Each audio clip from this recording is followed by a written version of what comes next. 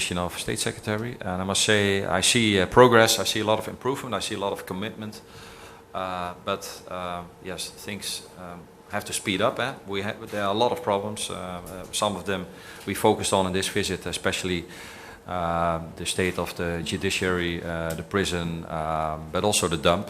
It's a real big problem. I said it already before. It's a shame that it's still there. It is the result of 30, 40 years ignoring a big problem, and I'm happy that also this government takes this very seriously and is committed to solve it together with us and the World Bank. And that's exactly the reason that we brought in together the World Bank. We said to each other in the meeting with the Council of Ministers, yes, sometimes it looks like bureaucracy, but it's about a lot of money and very complex challenges and endeavors we have to go together, because the dump and everything what is connected to it is more than a big dump with all the kinds of problems. It's if you want to solve it sustainably, you have to do it in the right way. We can do it once. We want to do it in the good way, and not bad and quick solutions together. So this takes a long breath, and at the same time we are committed and we are aware of the fact that we need results very quickly. I'm confident that we will succeed. I saw a Council of Ministers which is committed. I hope also Parliament is committed to speed up if they are able to in their procedures, because everybody has to do its own task. And it's very important that the government, Parliament here in Sint Maarten, take the lead to do the good things. We will support Sint Maarten with that, and that's also the reason I'm here this very special week, I would say, 1 year after the hurricane, and I see progress, and that's positive. At the same time, I think we can even do better with the support of all people. I know there's a lot of discussion, could it go faster, or is this the right way to do? I am convinced, together with the ministers, that working with the World Bank, with their expertise, will lead to better solutions at the end. And that's where we are here for, all in the interest of the people of Sint Maarten, nothing less than that.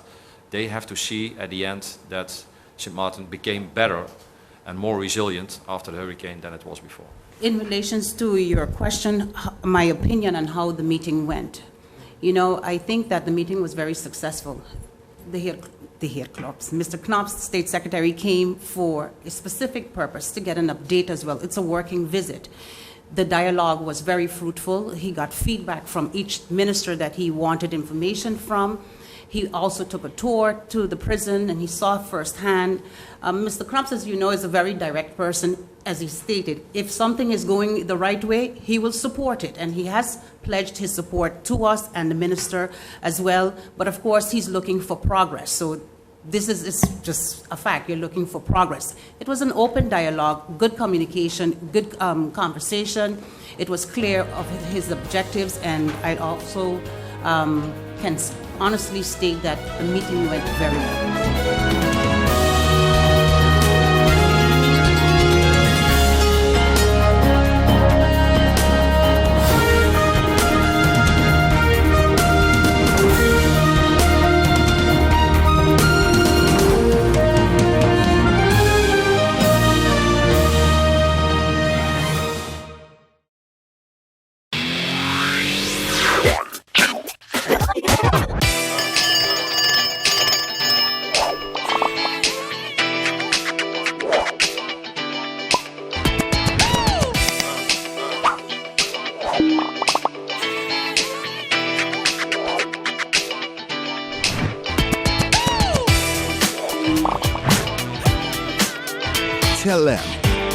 Connecting you.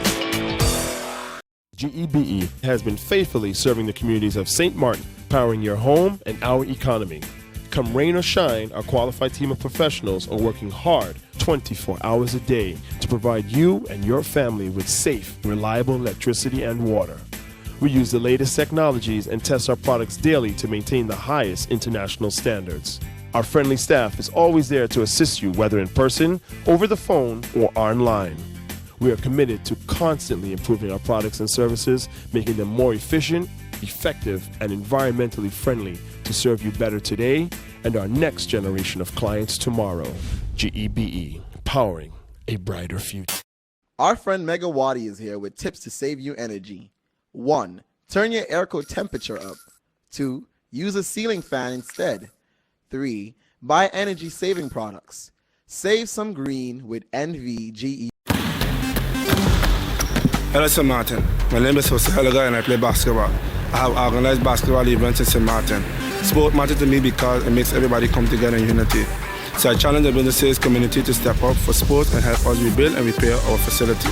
I'm also asking the community to nominate local businesses in your area to take on the challenge and step up for sport because sports matter. Check out the Department of Sports SXM Facebook page for more information. Hashtag Sport Matter, hashtag Are You In?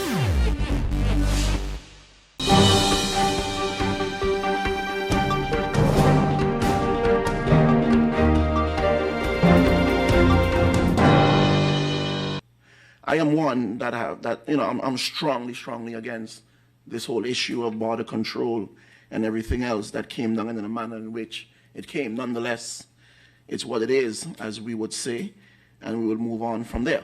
But I would like to get a sense from the minister when the term is used, strengthening our borders. What does that mean when one hears the word strengthening our borders, and that we need assistance strengthening our borders? Because I believe we also was doing that in the past. So is it that what we were doing before was incompetent or simply not good enough in the eyes of the colonizers? So I would like to know exactly what is meant by strengthening our borders. That's one question. In addition to that, I have to draw a comparison from the foreign minister of the colonizing country, which is Minister Block, when he make mention that he doesn't agree or doesn't see multiculturalism existing within the kingdom. If that is the case, then how is it that the colonizing country could find it fit that a multicultural society as St. Martin should have strengthening borders with their individuals assisting to strengthen a multicultural society as St. Martin? Because for me, that will cause a conflict, because here in this country is black, white, blue, green, you name it, all sorts of different races that coexist and live peacefully and friendly in this society. And if these individuals are coming with the same mindset of the foreign minister, which is a racist mindset, then we are seeing that this can be a problem. So I would like to know or get the opinion of the Minister of Justice. What is your stance on the wording, phrase of the foreign minister Block concerning multiculturalism and border control in this society? Second to that, I would also like to know, because I heard the good gentleman, our Honorable Chief of Police, Mr. John, made mention how the controlling will be in terms of the individuals, strengthening where they would be coming from and stuff. And I do agree that 40 or 50 or even one, in my opinion, is a control or a takeover once we are getting assistance from the colonizers. Even one individual assisting is taking over or controlling for me. Nonetheless, I would still like to get a little bit more information or details in terms of personnel. How is that going to be between our immigration, between the immigration of the northern side, between the customs, the Coast Guard? How much or how many individuals will be placed where, when, how, and what will they be controlling? In addition to that, right, and that's also a piggyback question from the first one that I asked a while ago in terms of the personnel, because I would like to know, honestly, in terms of individuals coming in will be controlled, and also individuals going out, whether it's goods or services coming in or goods or services going out. I would like to know who are the individuals manning those stations as things going out. And here's my reason. A couple of weeks ago, there was a container loaded with drugs headed to the country of the colonizers. And to this day, we haven't heard not one response from the Ministry of Justice in the Netherlands, nor the Ministry of the Justice here in St. Martin, but yet St. Martin is a country getting the bad name that we are a drug trafficking country when the drugs was headed to the Netherlands and to the colonizers. So I would like to know who packed that container because it was leaving our border. And do we, as the individuals here in our country, whether it's our immigration officers, whether it's our Coast Guard, whether it's our customs, overlook what is leaving this country are packed in containers? Because that's a crime and that's drug trafficking. So I would also like to know if those Marines are being called back to St. Martin to face charges, or how does this work? Are they going to be court-martialed? What is being done? Because at the end of the day, for me, it's about St. Martin and the image of St. Martin. And the image of St. Martin from the colonizers is that we are corrupt, drug trafficking country when we were not the one drug trafficking drugs to the colonizers. So I would like to know an update on that situation with that container loaded and laced with drugs heading to the Netherlands.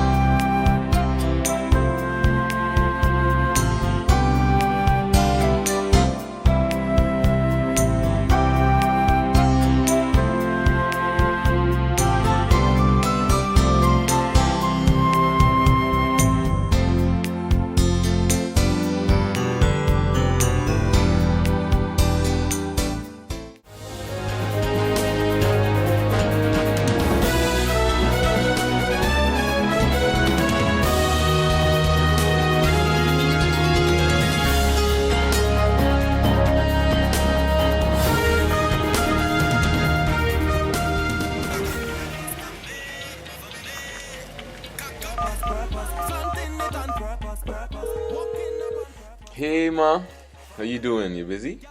I hear, just paying some bills, taking care of business, you know what it is?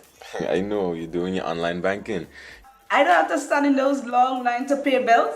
I can transfer when I want. I can check my account wherever.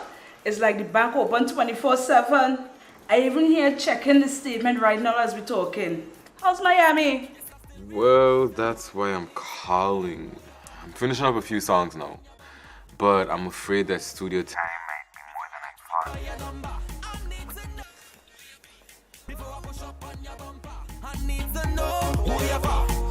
thought. And I was wondering if I could get some help with some funds, and I could pay you back as soon as I get back to St. Martin. Let me check my account. How much you need? I think 500 should be enough. I can transfer it to you while online. Direct from me to you. No problem. Great. Thank you so much, Ma.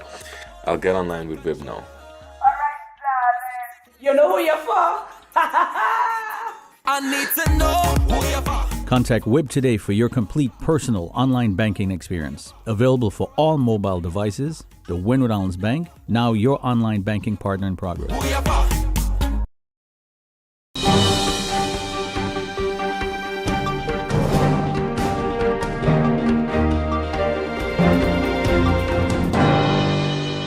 My next question is, how is the plan of approach from the Justice Ministry in ensuring that the services we have offered remain competitive with our regional partners?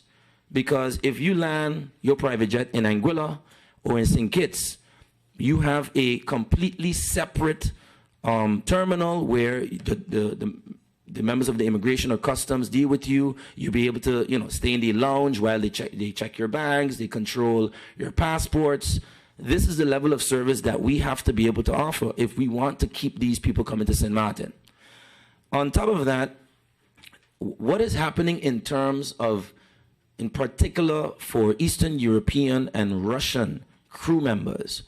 In the past, particularly Russian crew members that have visas to go to St. Bart's used to have an exemption that if you are only in transit, you do not need a visa to enter St. Martin.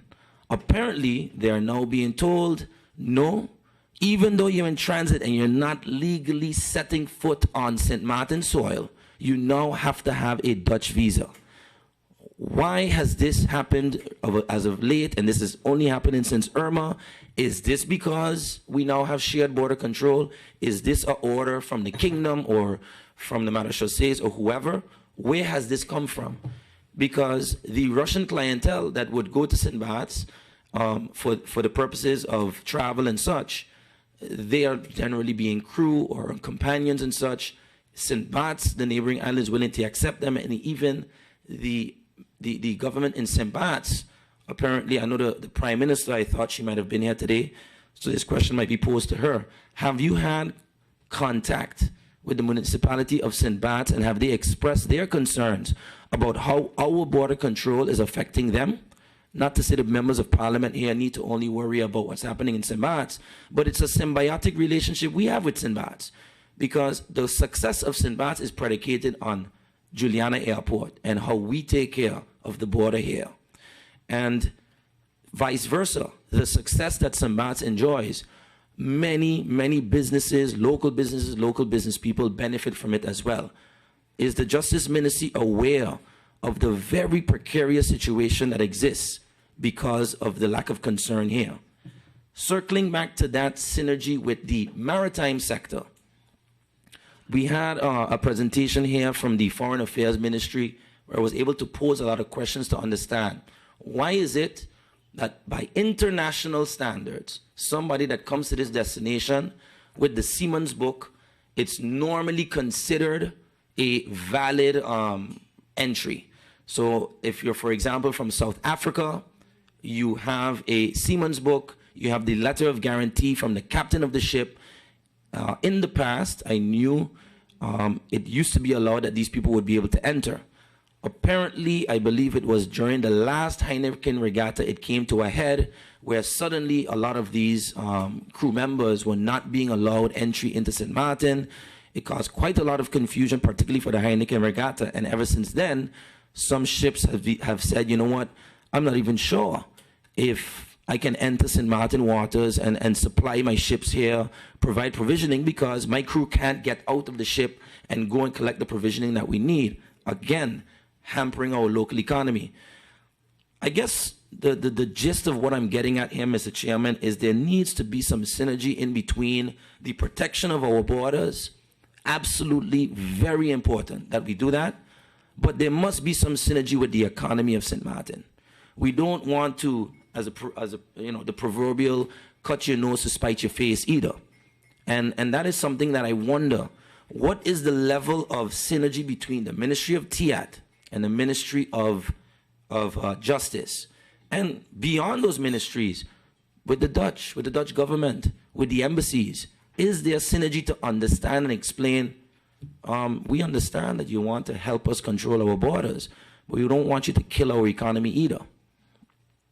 Mr. Chairman, the second issue with border control, coming away from our general aviation maritime sector, it's a bit of a tricky one for me, because it can be considered a bit of a taboo subject, but it's a reality in St. Martin.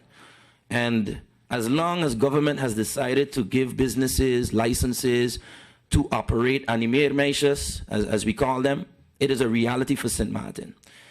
And apparently, I have been told that there's now an issue since Irma where the Labor Department and the Ministry of Justice has done their vetting process, has dealt with the situation of our procedures, our legal procedures as a country for what are the do's and don'ts for allowing someone to come in on that purpose of an animeermeisjes, as it's called in Dutch.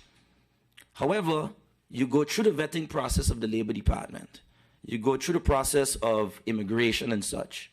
And apparently there's somebody, I guess sitting at a desk in Washington, D.C., not in St. Martin, but in an embassy in Washington, D.C., that is now deciding, you know what, St. Martin, yeah, you have vetted this person.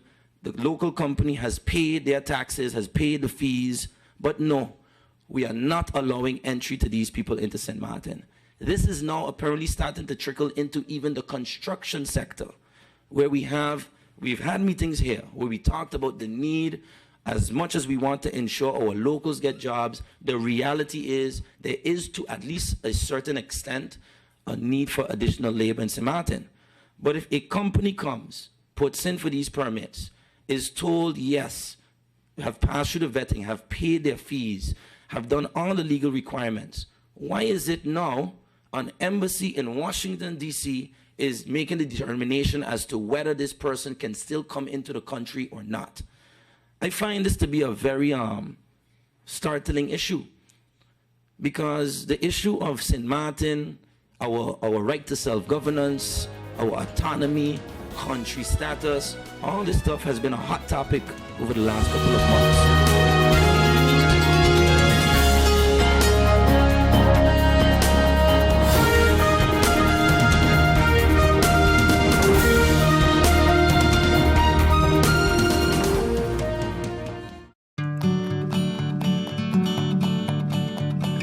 It's been said that behind every door, possibility awaits.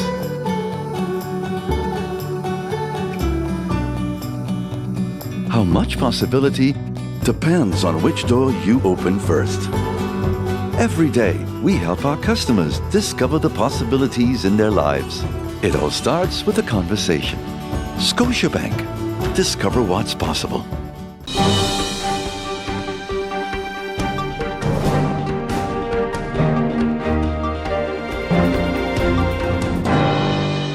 Where were you on September 6, 2017? Well, I'm sure that we were all sheltering from Hurricane Irma and praying for her to go away as quickly as possible. Yes, we all have memories of the destruction and havoc. We are all affected in one way or another. Our country suffered severe destruction, but you know what? We are resilient and we are bouncing back and we are building back better and stronger. That's what we do here in St. Martin. So next month, September the 6th, 2018, as a nation, we stand still. We will pause and take 2 minutes to reflect on the passing of Hurricane Irma and Hurricane Maria. We will reflect on lessons learned, battles won, challenges that we overcame, and the disappointments and fears that we have conquered, because we are all overcomers. In order to acknowledge what happened on September 6th last year, we're going to observe 2 minutes of silence. Yes, 2 minutes of silence, just to remind ourselves that indeed it is possible to rebuild better and stronger, just as we did after Hurricane Lewis 23 years earlier. During those 2 minutes of reflection of September 6th, we will also honor our brave. We will honor our first responders. We will honor our many unsung heroes. And we'll honor ourselves and the ones we lost during the worst hurricane ever in the Atlantic. So on Thursday, September 6, 2018, at precisely 9:06 a.m., the government of St. Martin is asking everyone in the country to stop for just 2 minutes. We're asking the public and the private schools, all businesses and all government entities to stop, pause, and reflect. Come to a complete standstill and offer a moment of silence to the nation in reverence of all that we have been through. If you are in traffic, pull over and be still. We're asking store owners to close their doors in the tradition of the old, as when a funeral procession would pass and the doors of the business would close out of respect. We're asking radio stations to pause for 2 minutes at 9:06. We know also that in The Hague, our Ministry of Plenipotentiary will be joining us in our silent 9:06 2 minutes. I'm also sure that many St. Martiners abroad, as well as friends of St. Martin abroad, will be sharing in those 2 minutes with us. You may ask why 9:06? 9 represents the 9th month, that's September, and 6 represents the 6th day of the month.